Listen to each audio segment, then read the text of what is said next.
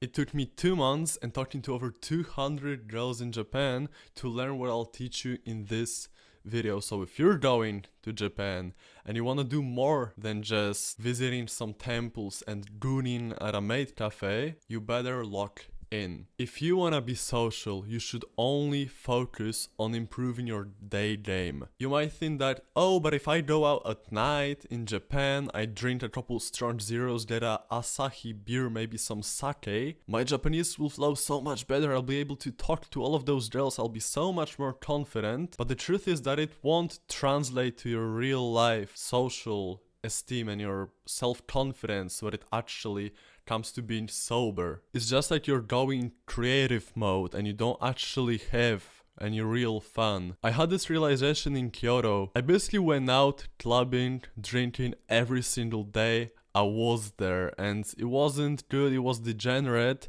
But I thought, okay, I spoke to so many girls, I got many numbers, I was so confident, I was social the whole time.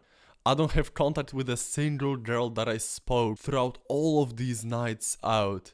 And this is the truth. Probably noticed it. Maybe you can relate to what I'm saying right now, but it is the truth. The people that you meet drinking are only temporary, only for the night. You don't actually value these people. You don't actually want to spend too much time around them. They're just like disposable friends, how horrible as that sounds. And yeah, it is more difficult to force yourself to be social, be out and about all day and talk to people in broad daylight, but it can be done. One of the tactics, one of the hacks really, it's like a cheat code, is to have your friends force you to speak to girls. It's like your friend knows your exact type. He can call you out if you're being a bitch. If you make up excuse like, nah, I'm not going to speak to her, she's busy, she has headphones in. He's like, nah dude, she's literally your type, don't fucking speak to her, don't be a pussy. And this just clears out all the excuses. This is the easiest way to break through that first friction, that first resistance band, that first wall that stops you from making a move.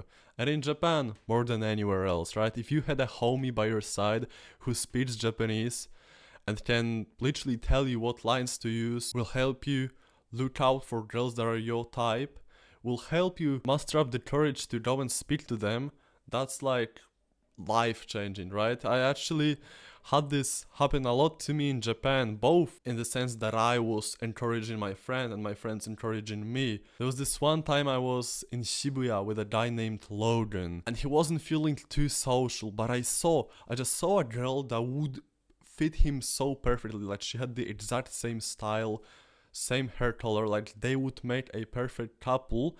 I literally point her out to him. He's like, nah dude, I'm not going to speak to her, I'll wait till the lights turn green, I don't want to talk to her on the crosswalk. I tell him exactly, no dude, you've gotta do it. I forced him, I made him make the move, and so he just does it. He walks up to her, I see him talking there, she breaks the first laugh, she breaks the second laugh, and they get along. And it's like, dude, that was me who finally made that approach happen.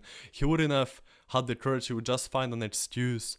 Now the accountability, I kept him accountable, he did the move, W. And when you're in Japan, I hope that you can have something like that. If you're going with your friends, okay, maybe they'll help you, but you can actually meet up with me in Japan, so I can do it for you. I know exactly the goal that you have. You want to socialize, you want to speak to some waifus. I will force you, I will make you get a Japanese girl. So it's like 100% chance that you don't even need to rely on your confidence. Message me on Instagram, we'll meet up together in Japan, and I'll improve your social skills, your cold approach skills, your nampa skills in real life. When you're doing day game in Japan, it's a lot more difficult to find an excuse to speak to somebody. If you're at a party, it's obvious that people are here to socialize. It's obvious that you're at the same party, you're drinking, you're like a part of this community, which makes it easier to speak to somebody. But in the daytime, it can be very difficult to make that first approach, to even have an idea on what to speak about to that girl without sounding cringe. You don't just want to be like this needy guy asking girls for numbers and getting rejected right and left. I found out that as a foreigner, somebody learning Japanese, traveling through Japan, girls are very receptive if you approach her not with the typical すいません、ちょっと時間ありますか、お姉さん、like a typical pickup artist, typical Japanese pickup artist, saying something along the lines of, oh, could you help me study Japanese? I'm here, I want to practice my language skills. Like, すいません、ちょっといいんですか、僕は日本語を勉強してるんですけど、ちょっと教えてくれないですか、一瞬だけ話してもいいんですか? Saying something like that, it lowers her anxiety. Think about how scary it is normally to be approached by somebody. For a girl, she's minding her own business, maybe walking through shopping, walking through the streets. Bigger, heavier, taller guy than her just approaches her. He's a foreigner, that's even scarier. But you lower her anxiety.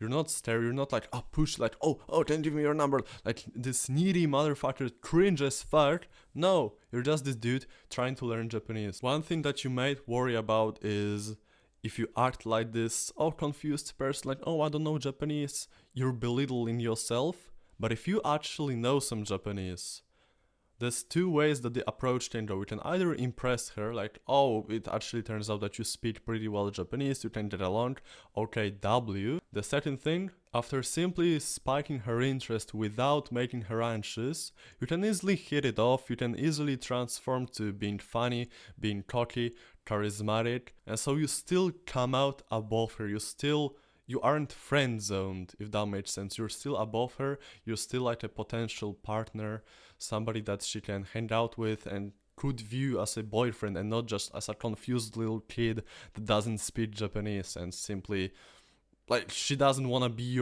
just your teacher, right? And you don't want her to be simply your teacher. You actually want to go on a date or something like that. So after you've approached her, saying that you want to practice Japanese, after you've spoke some Japanese and she realized that you're actually a funny, interesting guy, instead of simply grabbing her Instagram and hoping that she won't ghost you, I would just say, 歩こうか、一緒に歩こうか. Oh, do you wanna like walk together with me? And after that you say, 今から何々に行くから一緒に行きましょうか.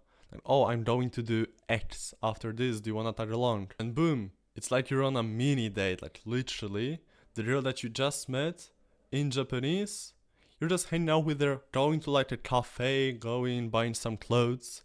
I had this happen so many times. I just approach a girl randomly, and then we like go look for some clothes. I'm buying some new pants, so she just walks with me. She tells me, this would look good on you. Immediately you create an unforgettable memory. She already feels like your girlfriend. Like, why else would she be walking with you?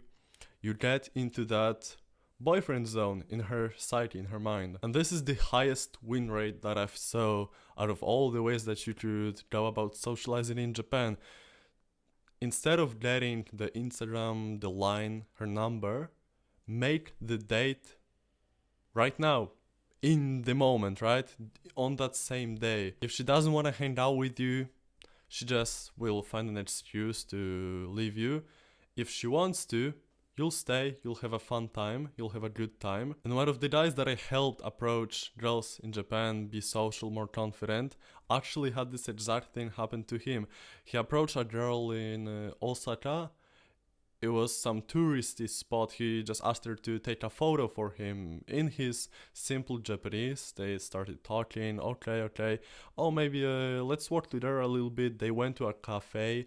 Then they already were closed after that coffee date, little spontaneous coffee date. And so when he asked her for a number or line after that, they were already closer, so she agreed for a second date. And during his 1 week in Japan, he literally had 2 dates on like 2 separate days. He was texting me after that like, damn dude, like your advice actually worked, like I did exactly what you said. I approached her not asking for a number immediately, I just wanted to create this spontaneous date right now, and it happened. And it all worked. So if you're going to Japan, you also hope to have an experience like that, like a little unforgettable memory, like your own little anime, slice of life anime arc. Message me on Instagram, we'll organize the meetup.